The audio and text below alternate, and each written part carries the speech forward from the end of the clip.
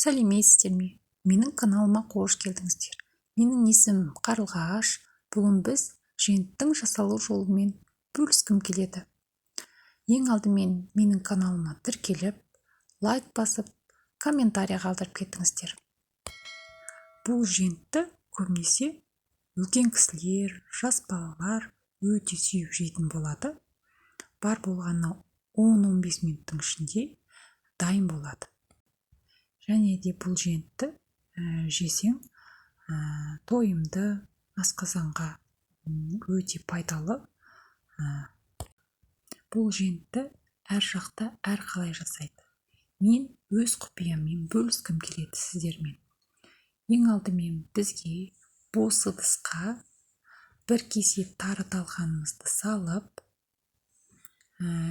үстіне бөлме температурасындағы 200 грамм майымызды салып, 4 ас қасық қант салдым. Және де мен кешімеш салдым. Сіздер де салсаңыздар болады. Әркім өз еркінше. Кейбір жақта мен көрдім, шоколад салып жатады, әртүрлі мейіздер салып жатады. Және де осылай араластырдым. Қолмен араластырған дұрыс. Дұрыстап, сонда тегіс араласатын болады.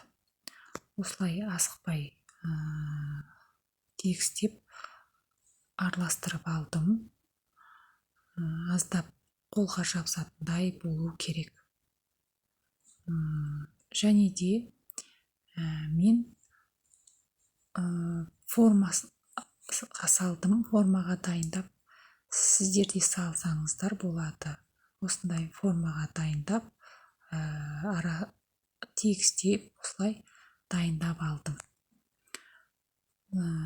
Кішкене тығыздап қолыммен басып жібердім. Холодильникқа немесе морозильникқа 1 сағатқа немесе 1,5 сағатқа қойып дайындап алдым. Және де формадан осылай алдым. Әдемілеп кесіп, тарелкаға салып, әртүрлі мейіздермен әсемдеп, осылай дастарханға ұсынсаңыздар өте дәмді болады және өте сәнді болады. Сіздер де осылай жасап көріңіздер. Өте жылдам, өте тез дайындалатын тағам.